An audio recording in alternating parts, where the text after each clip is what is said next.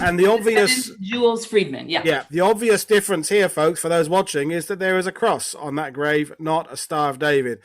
That's the sound of a virtual tour I gave earlier this year of some Canadian war cemeteries in Normandy, France.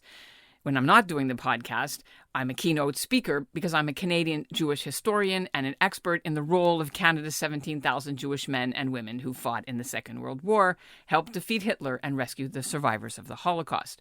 And because it was COVID, we couldn't go there physically ourselves, so the host of the show I was doing, WW2 TV, Paul Woodage, sent camera crews to the main cemeteries, and the camera people walked through the thousands of graves, and they found some of the most interesting Canadian Jewish ones, and then I shared the stories of the men who are buried there.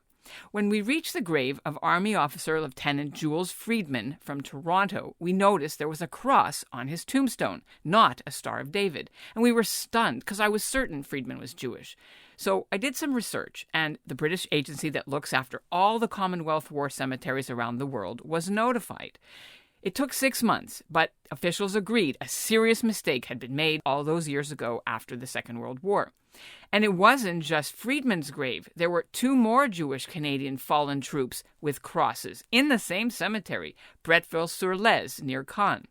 Trooper Archie Adelman and Flying Officer Mortimer Sucharov. So they were obviously quite concerned that some big error had occurred. Very unusual. 3 in one cemetery. Quite unusual. So we did it. I'm Ellen Besner, and this is what Jewish Canada sounds like for Thursday, November the 11th, Remembrance Day 2021. Welcome to the CJN Daily, sponsored by Metropia.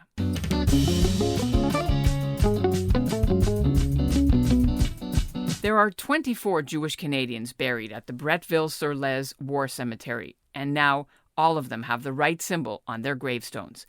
Lieutenant Jules Freedman and Archie Adelman were both in the Tank Corps. They died within a few days of each other in August 1944 during the battle to capture Falaise. Both were 24. Freedman was an optometrist. When his tank was hit, everyone else got out. He was killed by a sniper. Adelman worked for Steinberg's Grocers, and Mortimer, or Max as they call him, Sucharov, was in the family's meat business in Winnipeg. He was a navigator with the RCAF. His bomber iced up. Everyone was ordered to bail out. He was 29. Coming up, you'll hear from the Jewish historian who's made it his mission to find incorrect or missing Jewish soldiers' graves around the world, and to make sure the world not only knows about them, but that their final resting place clearly shows they were Jewish. But first, here's what's making news elsewhere in Canada right now. I'm Mitch Garber in my office in Montreal, and this is what Jewish Canada sounds like. If you've watched the National Remembrance Day ceremony telecast from Ottawa for the last good many years, you will have seen the late Rabbi Reuven Bulka delivering the official benediction. Bulka was an honorary chaplain of the Royal Canadian Legion, and he worked tirelessly during his life to support Canadian veterans. When Bulka died in June of cancer, questions were raised about whether the role would be offered to another Jewish clergy. It was only confirmed a few days ago. Organizers asked Rabbi Idan Sher of Rabbi Bulka's former synagogue to give the benediction this year from the National War Memorial in Ottawa.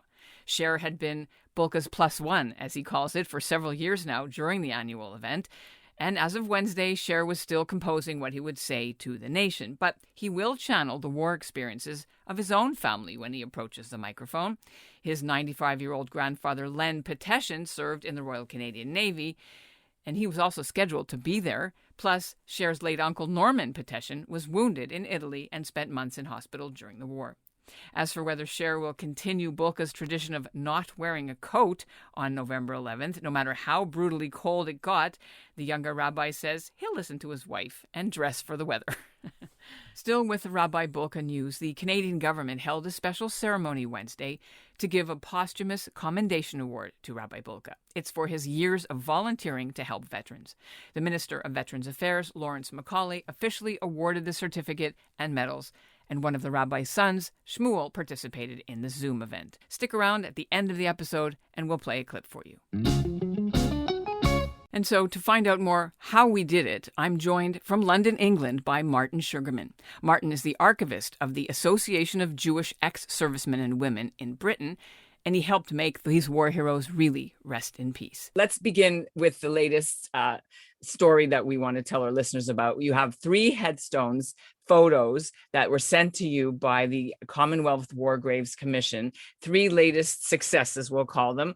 Walk us through the process of how that got done. Well, this arose when you and I were discussing some anomalies that we found with some Canadian Jewish war graves, and it led us to the cemetery at Bretteville. And I then notified the Commonwealth War Graves Commission and said, there are some anomalies here. This photo doesn't match that photo, which doesn't match this photo. And he emailed me very quickly back. I think they were quite worried about it. And he said that he'd looked at the records of that cemetery and they seemed to be in a mess.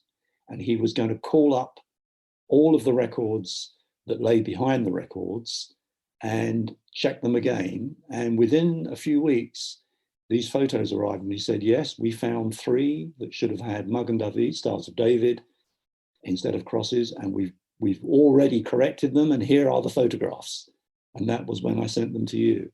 So they were obviously quite concerned that some big error had occurred, very unusual, 3 in one cemetery, quite unusual. So we did it. It was totally by fluke that's how it started. But this is usually how things happen, is somebody notices. We stumble on these things.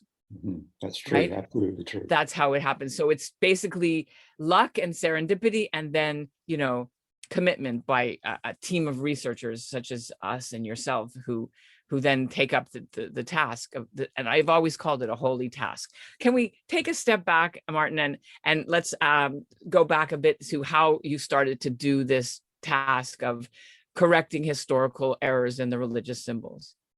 Well, the first one that I remember thinking about and questioning was back in the early 90s when I started writing my books after I'd left teaching and got a job 9 to 5, and I could devote myself to research that I wanted to do for years. And I was on a battlefield tour in Arnhem, and going through the graves, I saw several Star of David graves, of course, a lot of Jewish paras in the battle who were sadly killed. And there was one with no symbol on, and his name was Bernard Hykin. Now I said to myself, this guy is not Irish. There's something wrong here.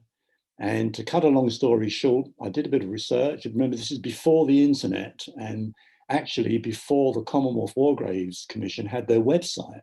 So it was very difficult to find stuff. But after a while, I discovered that Hykin was indeed a Jewish paratrooper. So I wrote to the commission.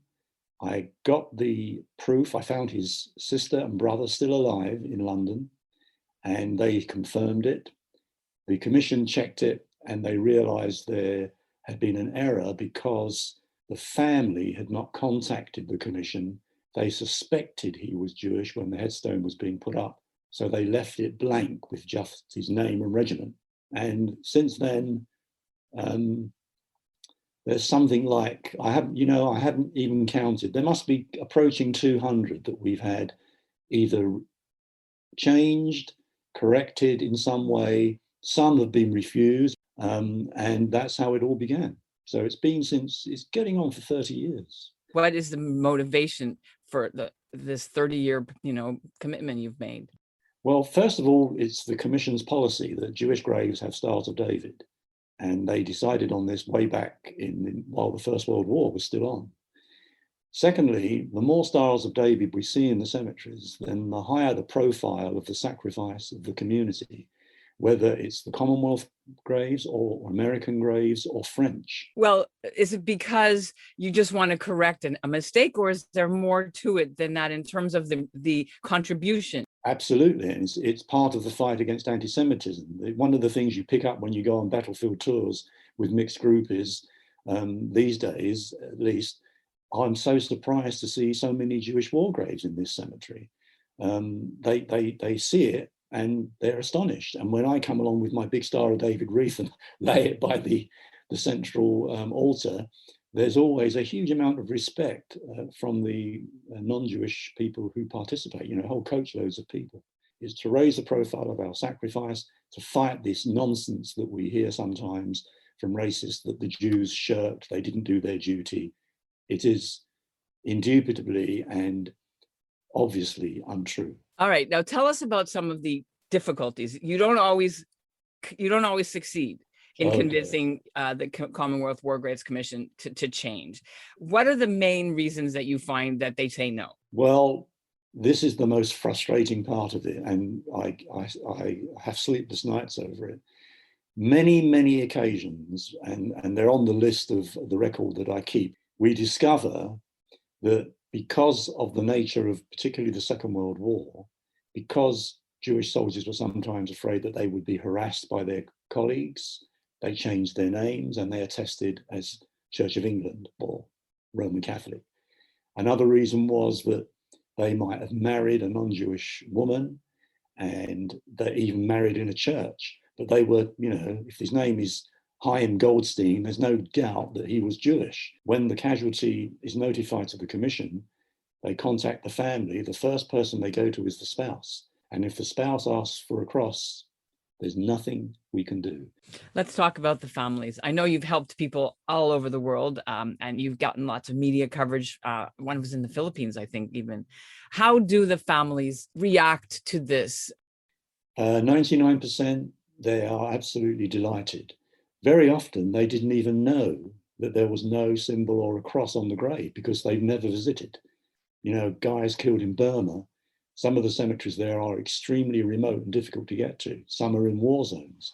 It's only in recent years, with all the anniversaries, that they've actually found out. So I've had a lot change where the families are absolutely horrified at what they've discovered and then delighted that we've been able to change it, and they write letters of support. And of course, it's very hard for the commission to say no. As the years pass, it's now going to be 77 years, 76 years, 75 years since these people were killed. How hard is it becoming to actually find people still alive that can, the sisters, the spouses, that can help you in your mission? Yeah, it is harder with the passage of time. World War I graves, and we have quite a lot that we've had changed, are a good example.